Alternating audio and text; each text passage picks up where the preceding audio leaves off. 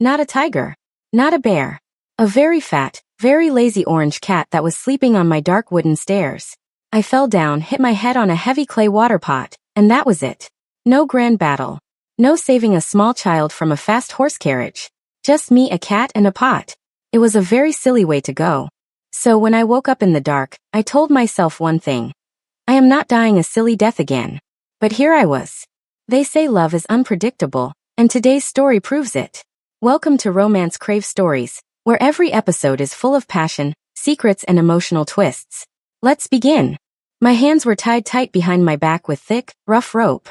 My mouth had a dirty cloth rag stuffed in it. I was sitting on the hard wooden floor of a moving cart. It bumped over every single rock in the dirty road, tossing me side to side like a sack of beans. I blinked against the dim light coming through the gaps in the wood. Where was I? Then a sharp pain hit my head. Memories that were not mine poured in fast. My new name was Xiao. I was a street orphan. For the last 10 years, I had been fed and clothed by the rich and powerful Hua family. Why? Because I had a round face, big brown eyes, and a small dark mole under my left eye. I looked exactly like their precious daughter, Hua Liling. Hua Liling was a very bad person. She poisoned people she did not like.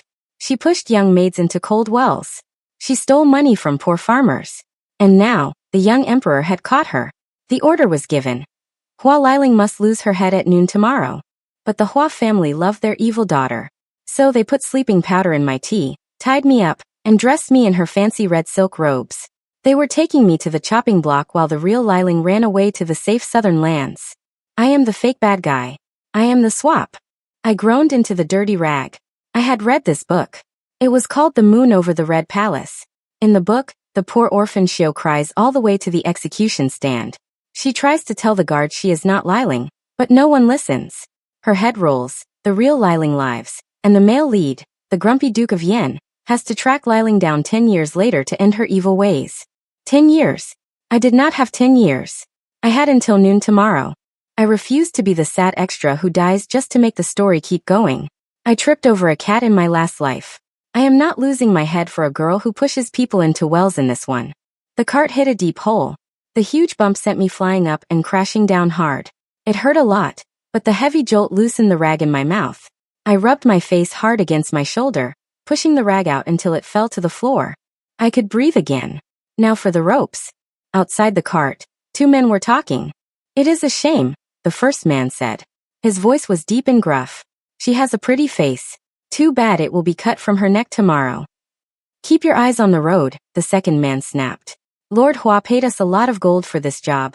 We drop her at the prison doors by midnight. No mistakes. I looked around the dark cart. I needed something sharp. A knife. A nail. A broken piece of wood. My eyes landed on my own clothes. The red silk robes were heavy, but pinned to my waist was a small silver hairpiece. It had a long, sharp pin at the back to hold it in place. I twisted my body. It was hard because the ropes were very tight, and my shoulders burned with pain. I bent my knees, bringing my legs up. I wiggled like a fish on dry land. After a lot of sweating and a few silent tears, my tied hands reached my waist. My fingers felt the cold silver. I pulled the pin loose. Holding the thin pin between my thumb and first finger, I started picking at the thick rope knot. It was slow work. The pin was smooth and slippery. The cart kept hitting bumps. Every time I made good progress, the cart would sway, and I would drop the pin into my palm. Hurry up, the second guard called out. It looks like rain.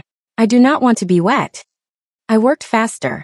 The rough rope cut into my wrists, leaving angry red marks, but I did not care. I needed to live. Finally, the knot gave way. The heavy rope went slack. I pulled my hands apart, rubbing my sore wrists. Now how do I get out? The back of the cart had a small wooden door, locked from the outside. I could not break it. I crept to the front. There was a small square window covered by a thin cloth curtain. Through the thin cloth, I could see the backs of the 2 guards sitting on the driver's bench. Beyond them, the dirt road was dark. Tall trees lined both sides. We were deep in a forest. This was my chance. If we reached the city, there would be tall stone walls and hundreds of strong soldiers. I had to run now straight into the trees. I took a deep breath. I reached out and gently moved the cloth curtain. The first guard was holding the horse reins. The second guard was taking a drink from a leather water pouch. I had one shot. I kicked the cloth curtain aside, stood up, and threw my body past the 2 men. Hey, the first guard yelled. I did not look back. I hit the dirt road hard, tumbling over and over. Sharp rocks scraped my hands and knees. The fancy red silk tore. I scrambled to my feet and ran straight into the thick dark woods. Stop her, the second guard roared. I heard heavy boots hitting the dirt behind me. I ran faster. Low branches whipped my face. Wet mud sucked at my soft silk shoes. I did not know where I was going, but I knew I could not stop. Then the ground vanished. I fell down a steep hill, sliding on wet leaves and loose dirt. I tumbled until I crashed into something hard. It felt like a solid rock wall, but it was warm. I groaned, rubbing my sore nose.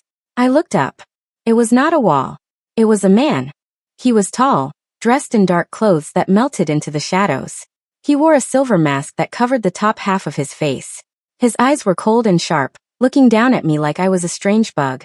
Well, the man said. His voice was smooth, like cold water over flat stones. It is raining women in red. I looked at him. I looked up the hill. I could hear the loud guards yelling my fake name. I grabbed his dark sleeve. Please, I gasped out. Hide me. I can cook. I can clean. I can tell you the future. Just do not let them take me to the chopping block. The man raised one dark eyebrow. The future? Yes. He nodded fast. You are going to help me. Am I? He asked, a hint of a smile in his voice. Yes, I said, putting on my bravest face. Because if you don't, I will scream very loudly, and we will both be in a lot of trouble. He stared at me for a long time. Then a slow smile curved his lips. How interesting. Chapter 1. I looked at his dark clothes and the shiny silver mask. In the book The Moon Over the Red Palace, there was only one man who wore a mask like that. The Duke of Yen. People in the capital did not say his name out loud. If they saw him walking down the street, they crossed to the other side, ran inside, and locked their doors tight. Mothers told bad children, go to sleep, or the Duke of Yen will put you in a dark sack. He was the cold, grumpy male lead who loved his sharp sword far more than he loved people. Everyone avoided him. He was the most dangerous man alive, known for cutting first and asking questions later. And here I was, holding on to his sleeve like a lost, dirty puppy. How interesting, he said again. He did not move away, but his eyes were sharp and cold under the mask. You think my life lacks noise. So you want to scream. I am a very good deal, I told him, talking fast. I needed a plan. Step 1. Do not get killed by the scary Duke. Step 2. Make him think I am useful. In my past life, I liked to put things in order.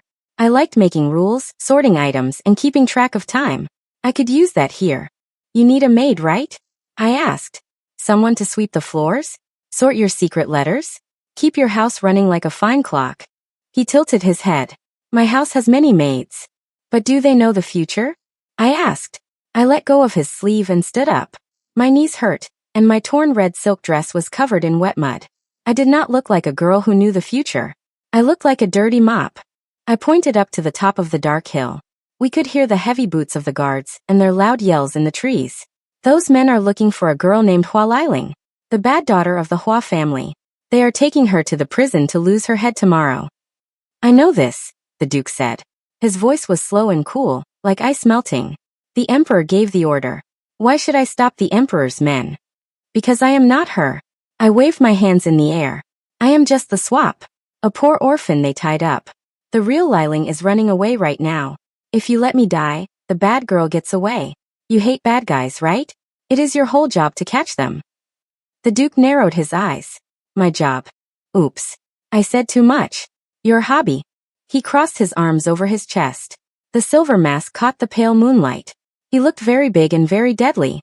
And what do I get if I hide a dirty, loud girl who runs from the law? I will be your best servant, I promised, standing up very straight. I will sort your books by size and topic. I will plan your meals so you never eat cold rice. And I will tell you exactly where the real Hua Liling is going. He reached out slowly. I froze. His fingers, covered in dark leather gloves, grabbed my chin. He tilted my face up to the moonlight. I held my breath. Was he going to snap my neck? He was the dangerous Duke of Yen after all. He could end my second life right here in the dirt. Instead, his thumb brushed a spot of mud from my cheek, and he let go. Fine, he said. He turned his back to me and started walking into the deep woods. Follow me. But keep your mouth shut. If you lie to me about the future, I will cut out your tongue. I gulped, rubbing my chin. Got it. No lying. Lots of sweeping. I hurried after him, staying close to his tall shadow. Step 1 was done. I was not going to die tonight. But as we walked deeper into the dark, cold forest with the most feared man in the country, I wondered if I just traded a quick end for a much harder life. Chapter 2. In the books I read, the poor maid is always perfect. She cooks the best tasting rice. She sews the neatest lines. Even her sweeping looks like a beautiful dance. The young master always falls in love with her soft hands and sweet voice. I am not that maid. My first day at the Duke of Yan's grand stone house was a mess. An older woman with a very sour face, who told me to call her Auntie Chun, gave me a plain gray dress. She pointed a long, bony finger at a row of big wooden tubs in the yard. Here are the light clothes. Here are the dark clothes. Auntie Chun said slowly, like I was very stupid. Wash the light ones first in clean water. Then change the water. Then wash the dark ones. Do not mix them. Do you understand? Yes, Auntie, I nodded. But as soon as she walked away, I looked at the big piles of dirty clothes. Changing the heavy water took too long. It was wasted time. In my past life, I liked to set good rules and put things in order. If you do it all at once, you finish faster. I will wash everything at the exact same time in the biggest tub, I thought. It is the smartest way. I threw the Duke's light shirts and dark robes into the same hot water and scrubbed hard. It was a very bad idea. The dark blue dye ran like river mud. When I pulled the wet clothes out, the Duke's best white socks were a sad, sick blue color. Auntie Chun walked back into the yard to check on me. She looked at the blue socks dripping in my hands. Her face went pale, then bright red. You foolish girl, she shrieked, snatching the wet socks from me. What kind of plan is this? You have ruined the master's best stepping socks. You are worse than a blind goat at this job. My poor heart cannot take this. She chased me out of the yard with a wet towel, hitting my shoulders while I ran. Next, they sent me to the kitchen to help the head cook. He was a huge man with a big belly and a loud booming voice. He pointed a fat finger at a stack of heavy, clean clay plates. Take these to the dining room, the head cook barked. Carry 3 at a time. No more. We do not want broken clay. Yes, cook, I said. But as he turned his back to stir a big pot of soup, I looked at the plates. 3 at a time meant 4 long trips back and forth down the hall. That was a bad rule. It was too many steps. I will carry them all in one trip, I decided. Save time, save walking. I piled 10 heavy plates into a tall, wobbly tower in my arms. I took 3 steps toward the door. The tower leaned left. I tried to fix it and leaned right.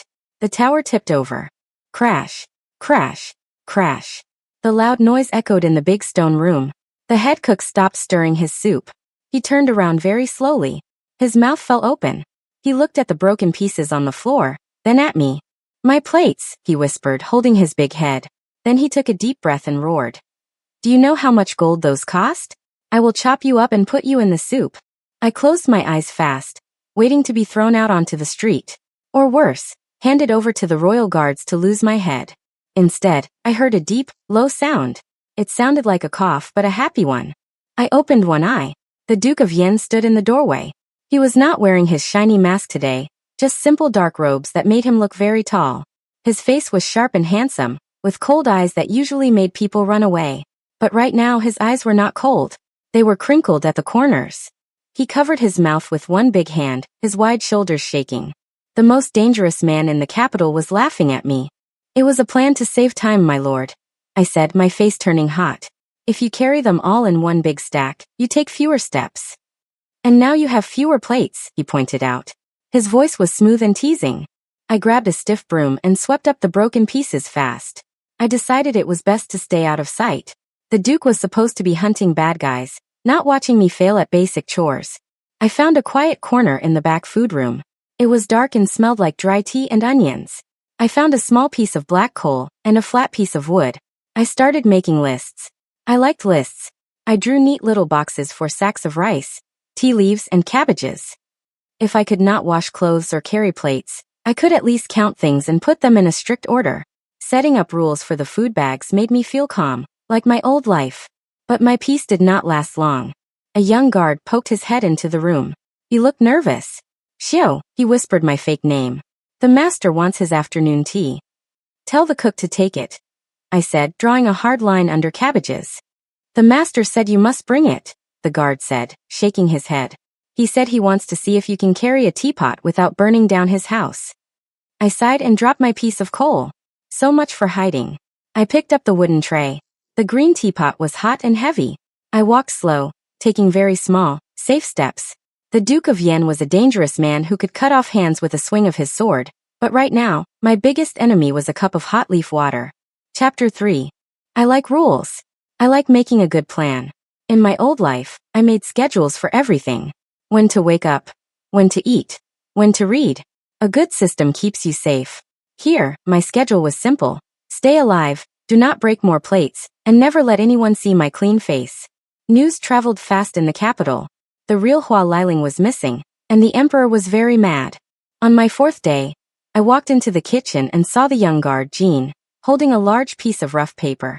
Auntie Chen and the head cook were looking at it. Look at this, Auntie Chen said, shaking her head. 10 bags of gold for the bad girl who ran away. 10 bags, the cook whistled. I could buy my own food house with that. I kept my head down and swept the floor, moving closer to see the paper. My breath got stuck in my throat.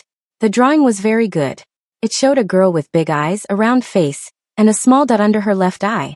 It looked exactly like me, because I looked exactly like her. I touched my cheek. The dot was right there. If they saw it, I was dead. I needed a new plan right away. I dropped my broom and ran to the back room where they kept the firewood. I grabbed a handful of cold black ash. I rubbed it hard over my left cheek, making a dark, ugly mark that hid the dot. Then I took wet dirt from an old flower pot and put it on my nose and chin. I looked at myself in a shiny copper pan. I looked like a street dog that had been rolling in a dirty road. Perfect. Xiao, Auntie Chen called out from the hall. The master is in his reading room. Bring him his hot tea. I picked up the tray. I made sure my head was down as I walked down the long, quiet hall. I knocked twice and pushed the heavy wooden door open. The Duke of Yen was sitting at a large dark wood desk. He was reading a book. But right next to his book was one of the wanted posters. My face was looking up at him from the paper. I put the tray down on a small table near the door. Your tea, my lord. I turned around fast, ready to run. Wait, he said. The simple word sounded like an order from a king. I froze. He put his book down and looked at me. His dark eyes moved from my dull gray dress up to my face. He stopped. He stared at the thick black ash on my cheek and the wet dirt on my nose. He crossed his arms. Xiao. Are you trying to become a tree? No, my lord, I said, looking at the floor. Then why do you wear the garden on your face? He asked. His voice was slow and steady. He was not laughing today. You have been here for 4 days. Every day you have more dirt on you. Do you not know how to wash? I wash my hands. I showed him my hands. They were very clean from all the hot water in the yard. Your face, he pointed out. I had to think fast. It is a sickness, my lord. He raised one dark eyebrow. A sickness of dirt? Yes. The cold wind makes my skin turn red and fall off. The village doctor told me to cover it with holy earth and fire ash. It heals the skin. If I wash it off, my face will melt. It was a very bad lie. The worst lie. But I could not use big words to explain it better. The Duke stood up. He was so tall that he blocked the light from the big window. He walked slowly around his desk and came right up to me. My heart started beating very fast. He smelled like sharp pine needles and cold rain. Holy earth, he repeated, looking down at my dirty nose. Yes, very holy. He reached into his sleeve and pulled out a soft white cloth.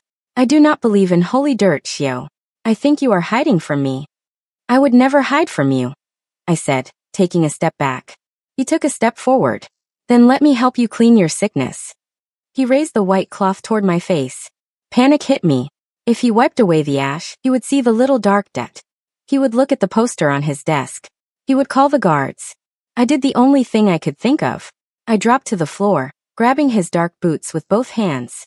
Please, my lord, do not touch the dirt. I cried out loudly. If you touch it, the bad luck will pass to you. Your face will melt too. I cannot let the capital lose its most good-looking man. The Duke stopped. He looked down at me holding onto his boots like a crazy person. His hand holding the cloth hung in the air. For a long second, the room was very quiet. Then he let out a long breath. He put the cloth back in his sleeve. Get up, you loud fool, he said.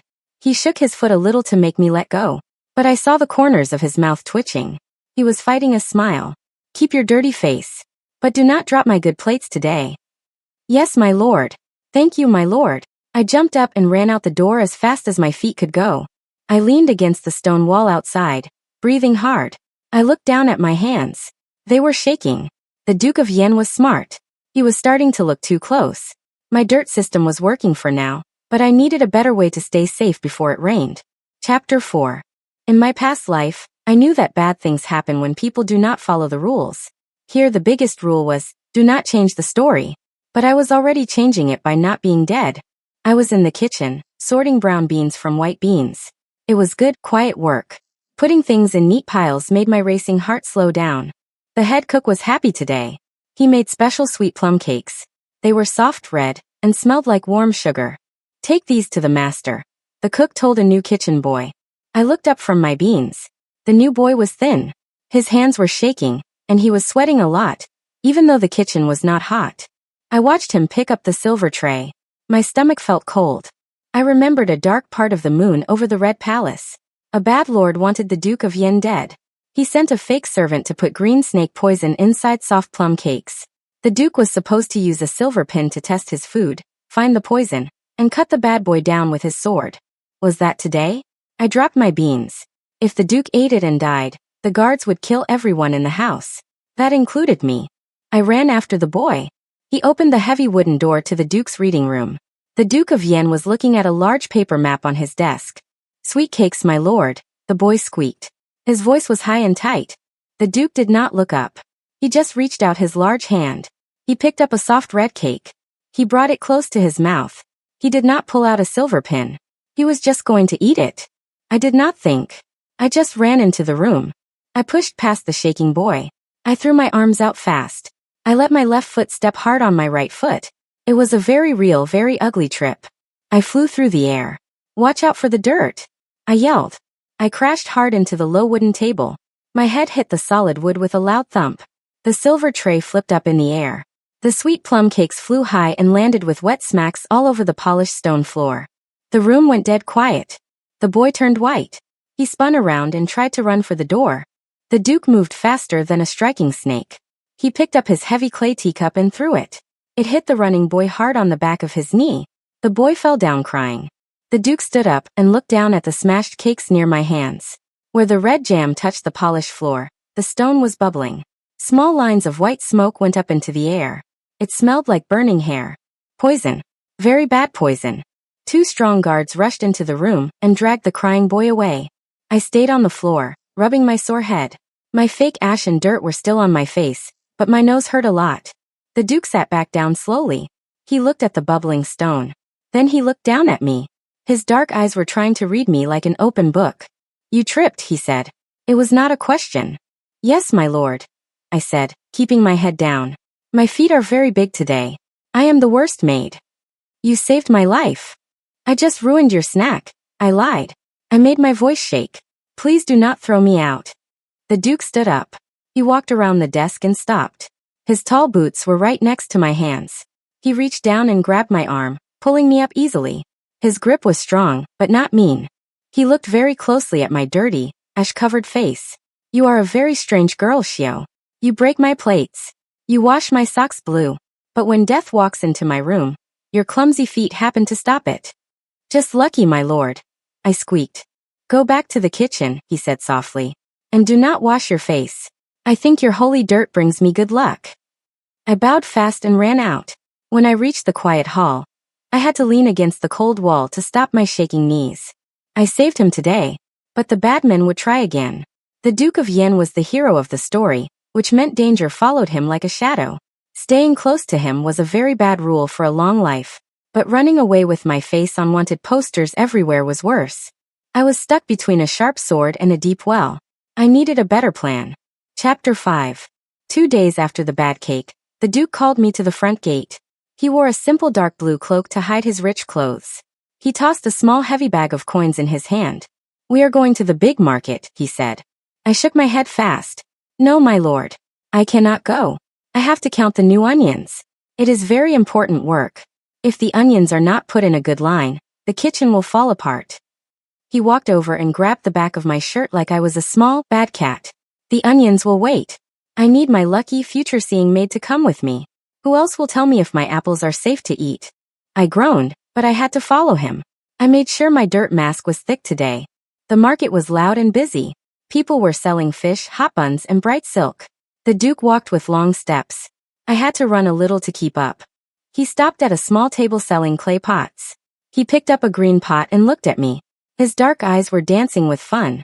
"Tell me, great seer of the truth," he teased, his voice low and smooth. "What does the future say about this pot?" I crossed my arms. "The future says it is broken on the bottom, and if you buy it, your hot soup will spill on your nice boots." He turned the pot over. There was a long crack on the bottom. He set it down looking very amused. "Very good. You are a true gift to my house. What about the weather? Does the future say it will rain on us?" "The future says I will cry if we do not buy a hot meat bun soon," I grumbled. My stomach made a loud noise to prove I was telling the truth. The Duke laughed out loud. It was a deep, nice sound that made a few women on the street turn and look at him. He bought me 2 hot meat buns. I ate them happy and fast. But my happy feeling did not last long. We turned a corner into the silk street. I looked up and saw a girl in a bright yellow dress looking at fans. It was Lady Ming. I knew her from the book. She was Hua Liling's closest friend. She knew every inch of my face.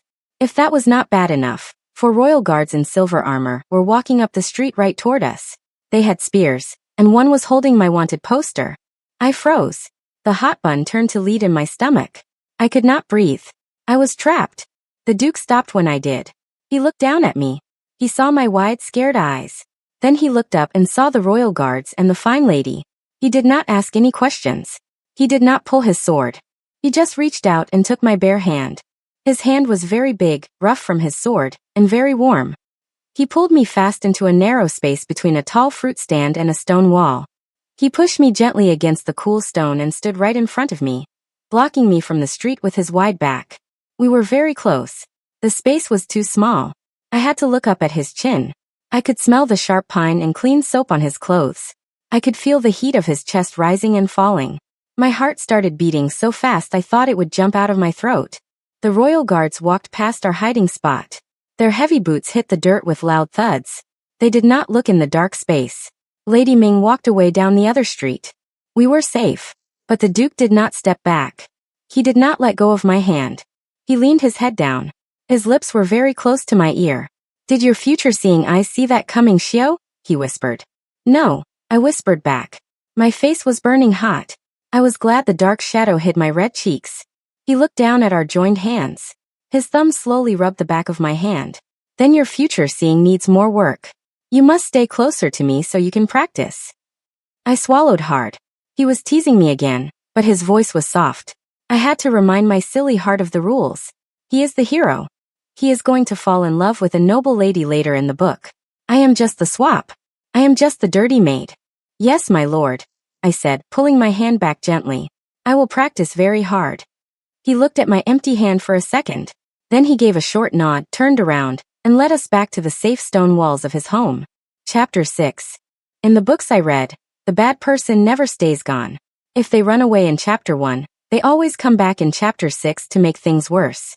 It is a very bad rule, but it is true. It was late at night. The sky was dark and full of cold stars. I was in the back alley behind the Duke's house. My job was to throw the old cabbage leaves into the big wooden bin. I liked this job. It was quiet. It let me add more fresh black ash to my face from the kitchen fire without Auntie Chin yelling at me. I patted the soft ash on my cheeks. Good.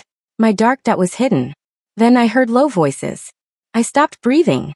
I hid behind the big wooden bin and made myself very small. 2 men were standing in the dark alley. They wore thick gray cloaks. "Are you sure she is back?" the first man asked. His voice was a harsh whisper. "Yes," the second man said. "The young miss sneaked into the city in a hay cart this morning. She is very mad. Her perfect plan failed. She wants the fake girl found now." "Where do we look?" "The royal guards are looking for the fake too. If they find her, she will tell them the young miss is alive." The young miss said to check the poor parts of the city. "The fake is a street rat. She will hide in the dirt. When we find her, we cut her throat. No more mistakes." My blood turned to ice. The real Hua Liling was back. The evil snake was in the city, and she wanted me dead. Before, I only had to hide from the emperor's guards. They just wanted to put me on the chopping block. These men wanted to cut my throat in an alley. I needed to get back inside the safe stone walls. I slowly took one step back. Snap. My foot broke a dry stick. In the quiet night, it sounded like a firecracker. The two men stopped talking. They pulled out long, sharp knives. The metal shined in the moonlight. "Who is there?" the first man hissed. He started walking toward the wooden bin. My legs felt like jelly. I could not run. I closed my eyes tightly. Please, I thought. Do not let me die over old cabbages. A shadow dropped from the high stone wall above me. It made no sound. Before I could open my eyes, a strong arm wrapped around my waist. A large hand covered my mouth. I was pulled fast and hard into the deep dark space near the heavy back gate. I looked up. The silver mask caught the faint light. The Duke of Yen. He held me tight against his chest. His heart beat slow and calm. He did not look at me. His cold eyes watched the two men in the alley. The men stopped. They looked around, confused. Meow. A soft sound came from the top of the wall. A fat orange cat walked along the stones. The first man let out a long breath and put his knife away. It is just a stupid street cat. Let us go. We have to search the lower markets before the sun comes up. They walked away fast into the dark. I let out a shaky breath against the Duke's leather glove. Of course, a fat orange cat saved me this time. It owed me for my past life. The Duke slowly took his hand off my mouth, but did not let go of my waist. We were still standing very close in the dark. "Old cabbages and men with knives," the Duke whispered, his voice low and teasing. "You have very strange friends, Xiao." "They are not my friends," I whispered back, my hands holding onto the front of his dark robes so I did not fall down. "They are very bad men." "I know," he said. The teasing left his voice. It became cold as winter. "They are looking for the Hua family swap. The fake Liling." He looked down at me, his eyes sharp. He looked at my dirty face, then at the empty alley. "Tell me, Xiao," he said slowly. "Does your future seeing tell you why men hunting the fake Hua Liling are looking in my back alley?" I swallowed hard. Maybe they like cabbages? He did not laugh. He let go of my waist and took a step back. "Go inside. Keep the doors locked tight." I ran inside fast and barred the heavy door. My chest hurt. The Duke was too smart. He was putting the pieces together. With the real Liling in the city and the Duke asking questions, my simple plan to sweep floors and stay alive was falling apart. Time was running out. Chapter 7. Rule number 4 of surviving a bad book. Never trust the sky. In my past life, a rainy day meant sitting inside with a warm drink and a neat list of things to read. Here, a rainy day meant I was going to die. The sky turned dark and angry right after the lunch meal. Black clouds rolled over the capital. I was in the big garden, helping the young guard, Jean, pick up heavy wooden training swords so they would not rot in the wet mud. Then, the sky broke open. It did not just rain. The water fell down fast and hard, like a giant throwing buckets of water from the clouds. "Run, Xiao!" Jean yelled, grabbing an armful of swords and running toward the guardhouse. I grabbed 3 heavy wooden swords and tried to run, but the mud was slippery. My soft shoes slid all over the place. I tripped and fell hard on my hands and knees. Suddenly, someone grabbed the back of my plain gray dress. A strong arm pulled me up. It was the Duke. He wore no mask today, and his dark hair was already wet, sticking to his sharp face. "Move, you slow girl," he ordered, taking the wooden swords from my hands. He pulled me toward a small stone sitting house at the edge of the garden. We ran under the solid roof just as lightning lit up the dark sky. The thunder was so loud it made my teeth shake. We were safe from the heavy water, but I was a mess. My clothes were dripping. I wiped my wet hands over my face to clear the rain from my eyes. I rubbed hard. It was the biggest mistake of my second life. I looked down at my hands. The rain had washed them clean, but it was not just dirt on my hands. It was black ash. I froze. My breath stopped. I slowly put my cold hands up to my face. The thick mask of ash and mud was gone, washed away by the heavy rain. I looked up. The Duke was shaking the water from his dark cloak. He turned to look at me. He stopped. The air in the small stone house turned as cold as winter. The Duke stared at my face. He looked at my round cheeks, my big eyes, and then, his gaze locked onto the tiny, dark dot under my left eye. The silence was very heavy. Even the loud rain sounded far away. Shing. The sound of cold metal sliding out of its cover made me jump. The Duke moved faster than the lightning outside. In 1 second he crossed the small space. He pressed me flat against the cold stone wall. The sharp, shining tip of his real sword pressed lightly against the soft skin of my neck. His eyes were no longer teasing. They were full of hot anger. Hua Liling, he said. His voice was not a yell. It was a low, deadly whisper. You are very brave to walk right into my house. No, wait. I cried out, keeping my head very still so the sharp sword did not cut me. I am not her. I told you I am the swap. Do not lie to me, he snapped, pressing the sword a tiny bit closer.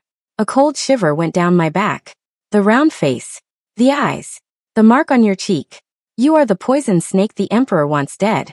You played a very good game with the dirt, but the game is over. Think. I talked as fast as I could. I had to use logic. I had to use my rules. Think about it, my lord. Does the perfect, evil daughter of the Hua family wash your socks until they turn blue? His eyes narrowed. Does a rich girl carry 10 heavy clay plates and drop them all like a clumsy fool? I asked, my voice high and fast.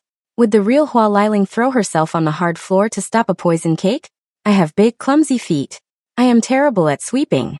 I am a very bad maid. Does that sound like a highborn lady who knows how to poison kings? The Duke stared at me. He looked at my messy, wet hair. He looked at my plain, cheap gray dress. He looked at the panic in my wide eyes. The real Liling would never be caught dead looking like a wet street dog, I whispered. For a long time he did not move. The sharp sword stayed at my throat. My heart beat so fast I thought it would burst. Then slowly the Duke lowered the sword. He stepped back. He let out a long, tired breath and rubbed his wet face with his free hand. No, he said, his voice quiet. The real Liling would never wash a sock. I slid down the cold stone wall until I hit the floor. I hugged my knees and let out a shaky breath. I was alive. I did not lose my head today. The Duke looked down at me. The anger was gone from his sharp eyes, replaced by a deep, heavy thought. He finally saw my real face, and he did not cut it off. So, he said softly, putting his sword back in its cover. You really are just a clumsy fake. Chapter 8. I stayed on the cold floor. I was shivering, and my teeth made small clicking sounds. The Duke looked at me for a long moment.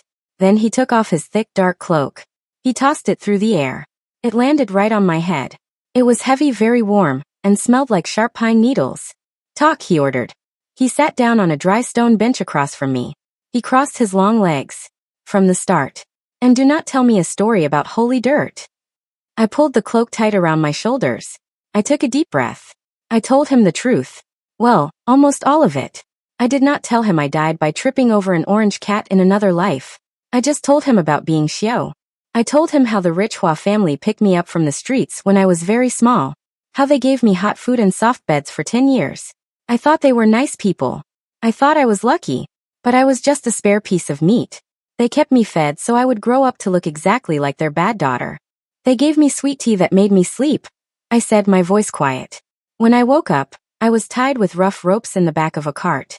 They dressed me in her red silk robes. They sent me to the chopping block, and they sent her away to hide. The Duke listened. He did not yell.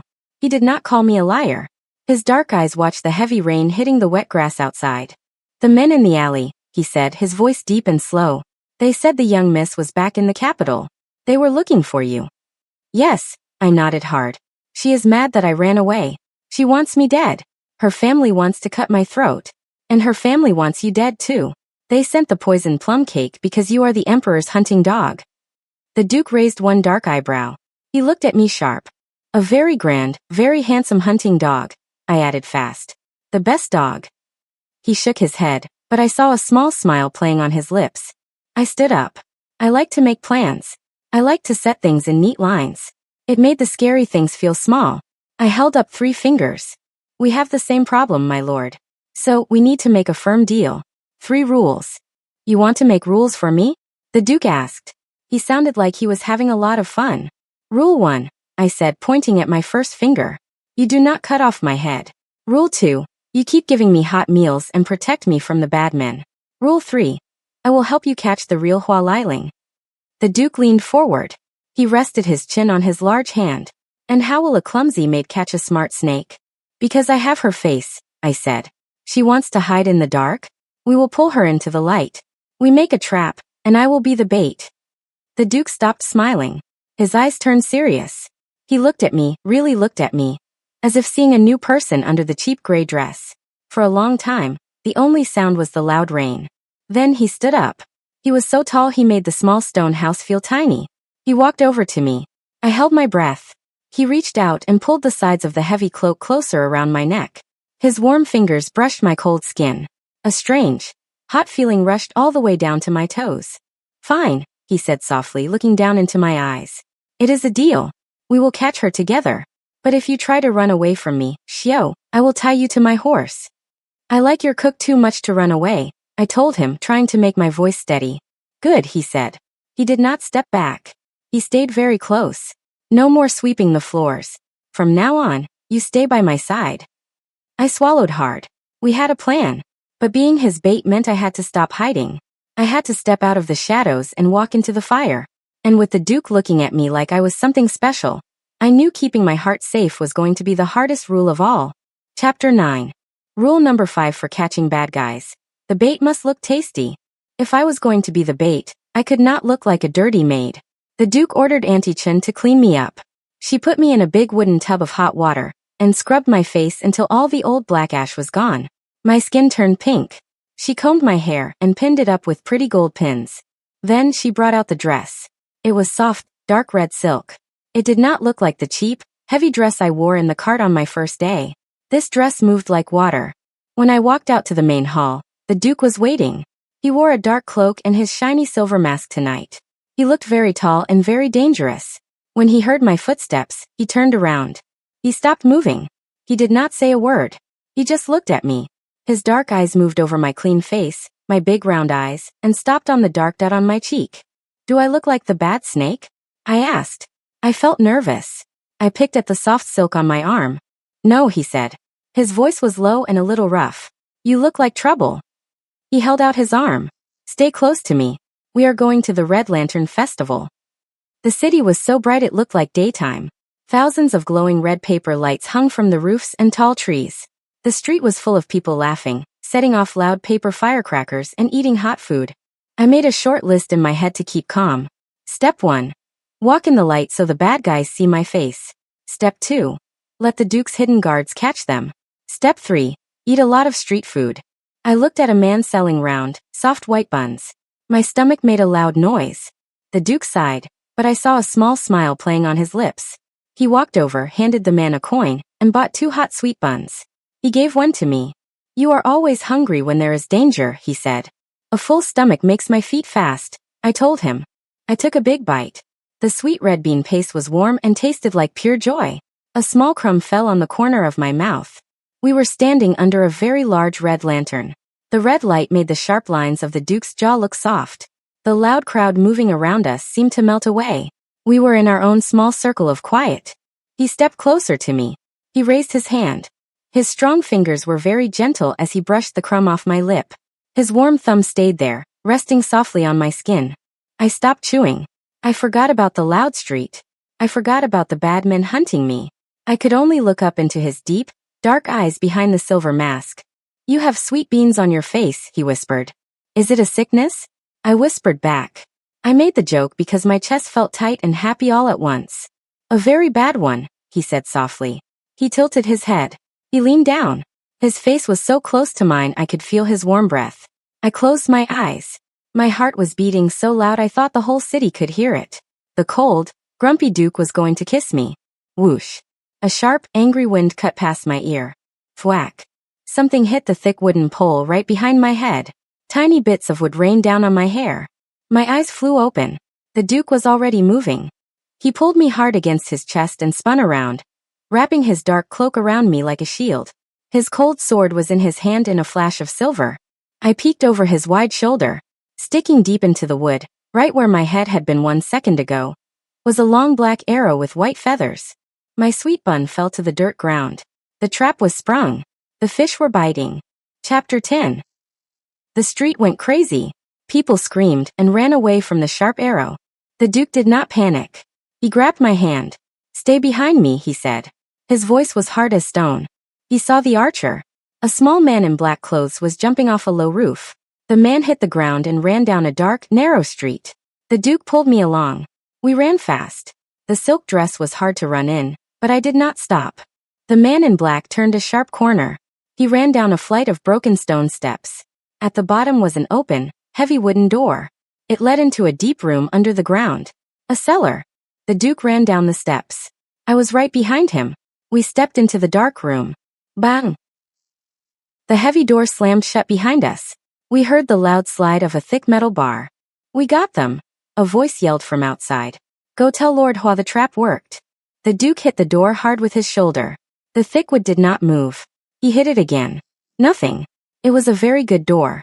Well, I said, breathing hard in the dark. My plan worked. We caught them. But they also caught us. The Duke sighed. He put his sword away. You are a very lucky girl, Xiao. But your plans are terrible. It was very dark in the cellar. It smelled like wet dirt and old sour wine. There were no windows. The air was cold like a deep cave. The Duke found a pile of empty grain sacks in the corner. He sat down and pulled me down next to him. The cold ground made me shiver. My nice silk dress was thin. My guards saw us run. The Duke said softly in the dark. They will track us. But it will take hours to find this door and break it. We must wait. My teeth started to click together. It was so cold. The Duke heard my teeth clicking. He did not say a word. He just opened his arms. He pulled me close to his chest and wrapped his heavy, warm dark cloak around both of us. I was sitting against him. His strong arms held me tight. I could hear his heartbeat in my ear. It was slow and calm. The heat from his body felt better than a hot fire. Are you warm now? He asked. Yes, I whispered. My face was hot, but not from the cold. We sat in the quiet dark for a long time. Lord Hua is a very bad man, I said.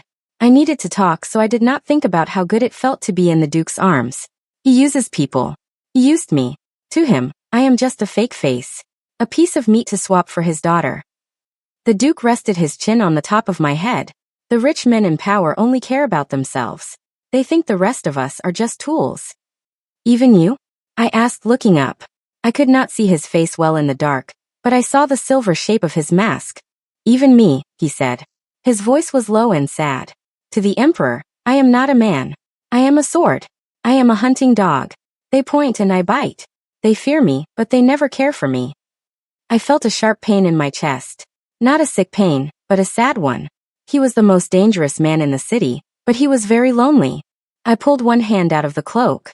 I reached up and put my hand on his chest, right over his heart.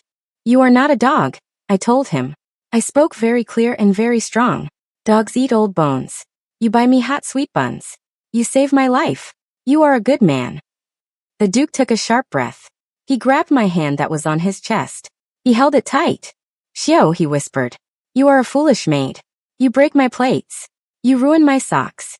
But you are the most real thing I have ever known. He tilted his head down. His lips brushed against my forehead. It was a very soft, sweet kiss. I promise you, the Duke said into my hair. Lord Hua will not hurt you. The Emperor will not touch you. I will keep you safe. Always. I closed my eyes and smiled in the dark. The bad guys trapped us in a cold room, but sitting in the arms of the Duke of Yen, I felt like I had won the whole game. Chapter 11. A loud noise woke me up. Wood cracked and broke into pieces. The heavy cellar door fell to the floor with a big crash. Light from burning torches hurt my eyes. I blinked hard. The young guard, Jean, stood in the open doorway with his sword out. Master!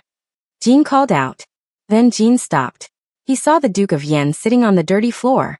He saw me wrapped inside the Duke's dark cloak, leaning on the Duke's wide chest. Jin's mouth fell open.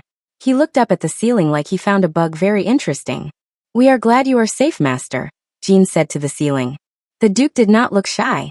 He stood up slow and pulled me up with him. He fixed his heavy cloak over my thin silk dress.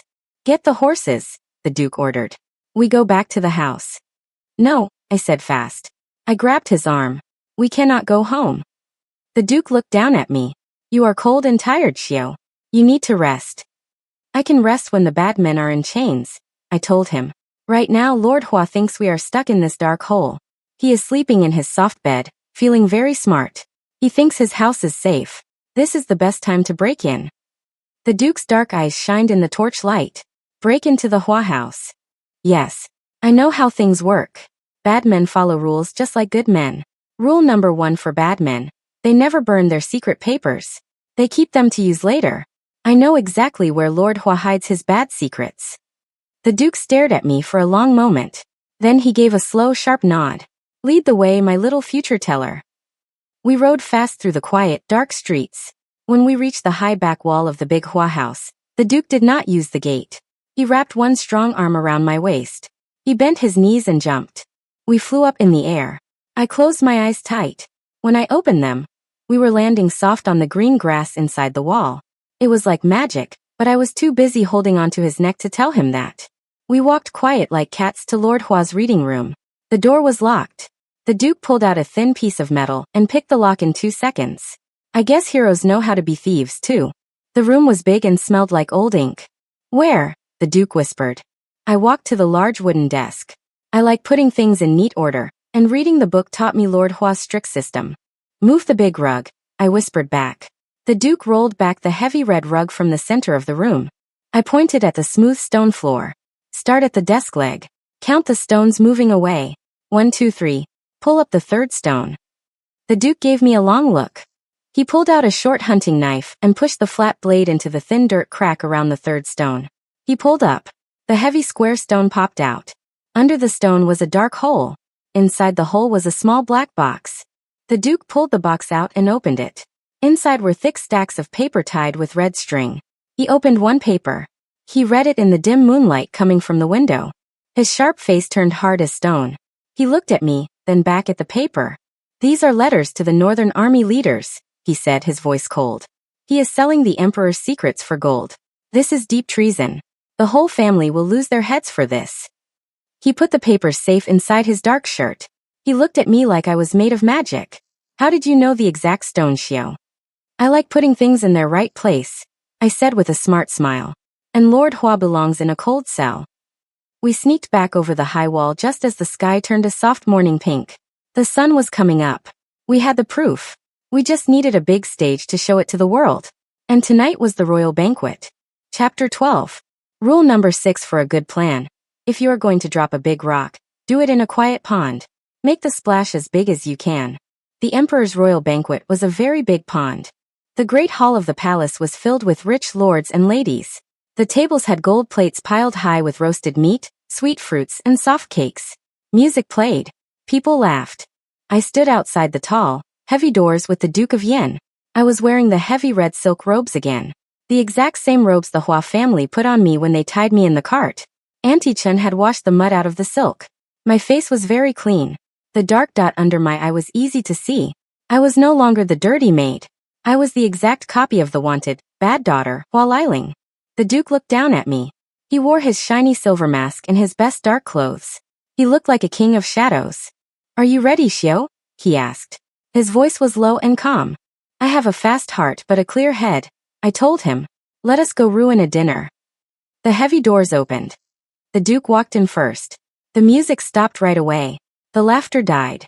When the Duke of Yen walked into a room, people held their breath. They knew the hunting dog only came to bite. The young emperor sat on a high gold chair at the end of the room. He looked at the Duke. My lord of Yen, you are late to the food. I had to catch a rat first, my king, the Duke said. His voice was loud, reaching every corner of the big room. He stepped to the side. He held out his hand. I took a deep breath, fixed my shoulders, and walked in. Gasps filled the room. It sounded like 100 people sucking in cold air at the exact same time. Every eye was on me. They looked at my red dress. They looked at my face. They saw the round cheeks and the dark dot. Guards, a lady screamed. It is the poison snake. Hua Liling. I kept my head high. I did not look at the screaming lady. I looked at the table near the emperor. I looked right at Lord Hua. Lord Hua was holding a silver cup of red wine. When he saw me, his face turned the color of old milk. His hand shook so hard he dropped the cup. It hit the stone floor and broke. The red wine spilled everywhere, looking just like blood. You, Lord Hua gasped out. He pointed a shaking finger at me. She is supposed to be in a dark hole. She is supposed to be dead. I am very bad at dying, I said loudly. It felt very good to say it. The royal guards pulled their swords out and ran toward me. Stop, the Duke roared. His voice shook the walls. He stepped in front of me, putting his tall body between me and the sharp swords. No man touches her. The emperor stood up. He looked very confused and very mad. Duke of Yen, you bring the wanted killer into my hall, and tell my guards to stop? Explain this now. The Duke reached into his dark shirt. He pulled out the black box we stole from the secret hole under the floor. I did not bring the killer, my king, the Duke said. He threw the black box hard onto the floor. It slid and hit the Emperor's table. I brought the bait. The real killer is sitting at your table. Lord Hua made a strange, loud noise and tried to run for the side door. But the Duke's men, led by Jean, were already waiting. They grabbed Lord Hua by his fine robes and pushed him hard to the floor. The big splash was here, and the bad guys were finally drowning. Chapter 13. The great hall was so quiet you could hear a pin drop. The Emperor picked up the black box from his table. He opened it and took out the thick papers tied with red string. He started reading. His face, which was a normal color a minute ago, turned very red. Then it turned dark purple. Lord Hua cried like a baby on the hard stone floor. It is a lie, my king. That is a fake box. That girl is a fake. He is right about one thing, the Duke said in a loud, clear voice. She is a fake. Jean, bring the real rat inside. The big wooden doors opened again. Jean walked in. He was holding a girl tightly by the arm. The girl was fighting, kicking, and screaming very bad words. It was the real Hua Liling. She did not look like a highborn lady today. She wore a dirty yellow dress that smelled like old horses. Her hair was a wild nest of leaves and mud. She had been hiding in barns, and it showed. Jean pulled her to the center of the room and let her go. She stumbled and fell next to her crying father. Liling looked up. Then she saw me. She stopped crying. Her mouth fell open. She jumped to her feet and pointed a dirty finger right at my nose. You, she screamed so loud it hurt my ears. You stupid street rat. You were supposed to die. You were supposed to lose your head so I could be safe. The whole room gasped again. People looked at me in my clean, smooth red silk. Then they looked at the screaming girl in the dirty yellow dress. It was very strange. We had the exact same face. The same big eyes. The same round cheeks. Even the same small dark dot under the left eye. But my face was calm, and hers was red and angry. It felt very weird looking at a wild, dirty copy of myself. I am the real daughter. Liling yelled at the Emperor. That girl is just a cheap swap. Kill her. The Emperor did not look at her. He looked at Lord Hua. He dropped the letters on the table. Lord Hua, the Emperor said. His voice was not loud, but it was as sharp as a sword. You sold my army secrets for gold. You planned to let my soldiers die. And to save your own bad blood, you tried to trick my law by killing an innocent orphan in your daughter's place. Mercy, Lord Hua begged, hitting his head on the floor. No, the Emperor said. He waved his hand. Guards, take the Hua family. Take them all.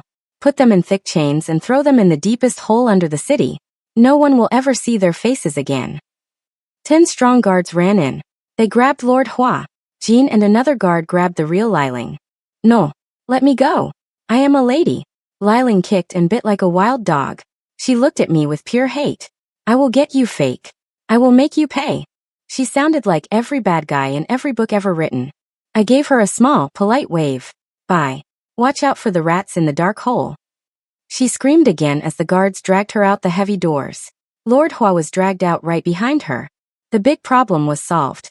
The heavy rock had dropped, the splash was huge, and the bad guys were gone. The Duke looked down at me. The silver mask hid half his face, but I could see his dark eyes dancing with fun. You have very bad manners, Xiao, he whispered so only I could hear. Good manners are for girls who do not get thrown in carts, I whispered back. He let out a low, happy laugh.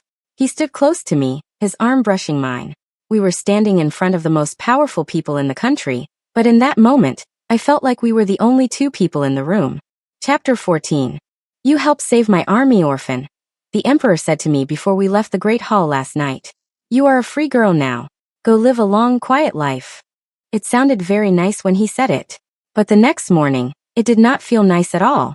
I sat on my small bed in the servant's room. I looked at my small cloth bag.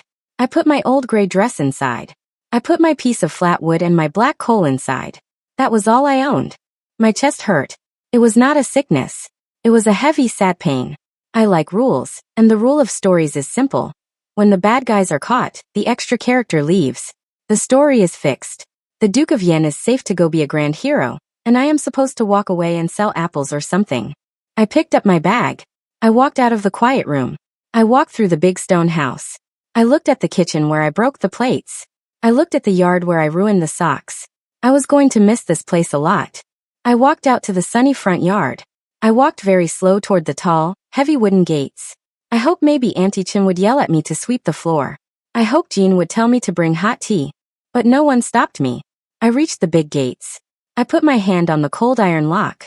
Then a huge shadow fell over me. I turned around. The Duke of Yen stood right behind me. He was not wearing his shiny mask today. He wore a simple dark blue robe. He looked very tall, very wide, and very unhappy. He looked down at my small bag. "Where are you taking my good coal, Xiao?" "I am leaving, my lord," I said. I tried to make my voice sound happy and strong, but it came out small.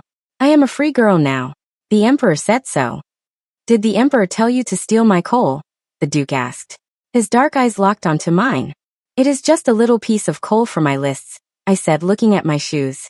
"I will buy you a new piece when I get a job." "What job?" He took a step closer. The sharp pine smell of his clothes wrapped around me. "Who else will let you break 3 clay plates in one day?" "I will be more careful," I said.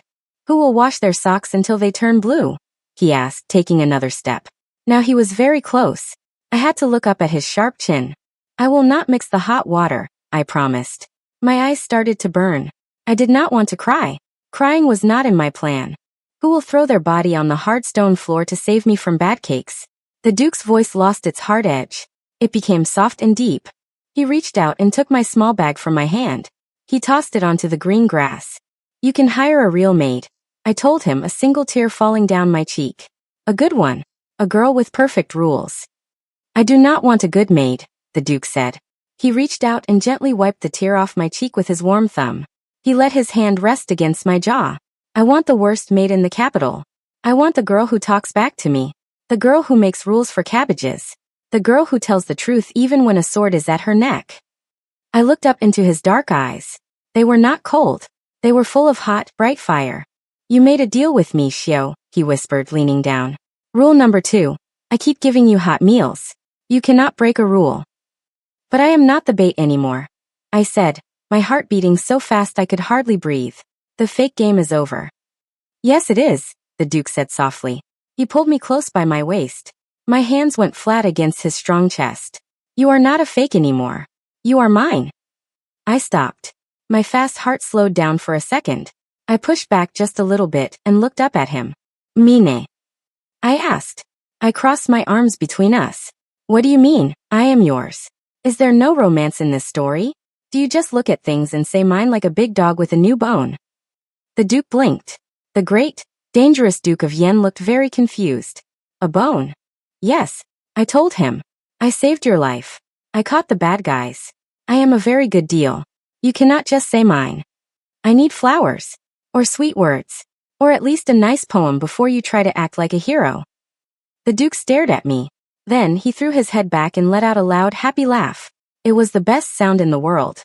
"You are right, my smart maid," he said, still smiling. He rested his forehead against mine. "You are not a bone. You are the bright sun in my dark house. You are the only girl who makes me want to put down my sword. Is that better romance?" "It is a good start," I whispered. He leaned all the way down and kissed me. It was not a fast kiss. It was deep, warm, and felt like coming home after a very long walk in the rain. I forgot about the big gates. I forgot about the bad book.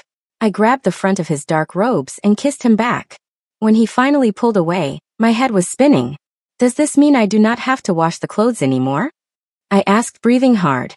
The Duke of Yen laughed again. "My little future teller," he said, picking me up in his strong arms like I weighed nothing at all. "You will never have to wash a sock again." Epilogue. 1 year later. I sat in the warm, sunny garden of the big stone house. I was not wearing plain gray. I was not wearing heavy red. Today I wore soft blue silk that felt like cool water. I had a flat piece of wood and a new piece of black coal. I was making a very good list. "Auntie Chun," I said, drawing a neat square box. "We need more sweet red beans. The master likes the hot buns, even if he says he does not." Auntie Chun bowed. She did not yell at me anymore. She did not chase me with wet towels. "Yes, my lady. I will tell the head cook right away. And tell him to let me wash the dark clothes today," I added with a serious face. Auntie Chun turned very pale. "Please, my lady. No. The head cook will cry. We still do not know what happened to the last blue socks." I laughed. "I am just making a joke, Auntie. Your socks are safe." She let out a long breath and hurried away. I looked at my neat list. Being the wife of the Duke of Yen was a very good job. I set the rules for the big house. I planned the meals. I kept the secret letters in the right order. I turned his dark, quiet home into a place full of noise, good food, and soft colors. Heavy boots hit the stone path. I did not have to look up to know who it was. The Duke walked into the garden. He wore his dark clothes, but the silver mask was gone. He only wore it now when he had to go yell at the Emperor's men. At home, he was just my grumpy, handsome husband. He walked up behind my chair. He leaned down and rested his chin on my shoulder. He looked at my flat piece of wood. "More lists?" he asked. His voice was low and warm right next to my ear. "A good house needs good rules," I told him, leaning my head against his side. "If I do not make the lists, who will save us from bad apples?" "You saved me from much worse than bad apples," he said softly. He kissed the side of my neck, making me shiver in a good way. "The Emperor gave me 10 new shiny swords today, but I told him I would trade them all for one more plate of your broken clay." "You are getting much better at the romance part," I said, smiling big. "I have a very strict teacher," he replied. He walked around the chair and held out his hand. I took it, and he pulled me up. We started walking toward the big house for the afternoon meal. Then I stopped. Sitting right in the middle of the hard stone stairs was a cat. It was not a small cat. It was a very fat, very lazy orange cat. It was sleeping in the sun, blocking the top step. I stared at it. My heart did a tiny, fast beat. I remembered a dark set of wooden stairs. I remembered a very silly way to die in my past life. "What is wrong?" the Duke asked, looking at my face. "Hold my hand very tight," I told him. I walked up to the sleeping cat. I did not step over it. I did not walk around it. I reached down, picked the heavy orange cat up with both hands, and moved it 3 feet away into the soft green grass. The cat gave a sleepy meow and went back to sleep in the grass. The stairs were clear. The path was safe. The Duke looked at the cat, then at me. He raised one dark eyebrow. "You make rules for cats now too?" "Rule number 1 of a long, happy second life," I said, taking his hand again and walking up the clear stone stairs. "Never ever trip over an orange cat." The Duke laughed, pulling me close to his side as we walked through the big wooden doors. The sun was shining, the bad guys were in a dark hole, and my heart was right where it belonged. I was never tripping again. That's where this love story ends for now. If you enjoyed this episode, don't forget to like, subscribe, and turn on notifications for more romantic twists. Tell me in the comments what will you have done. Until the next story, keep craving romance.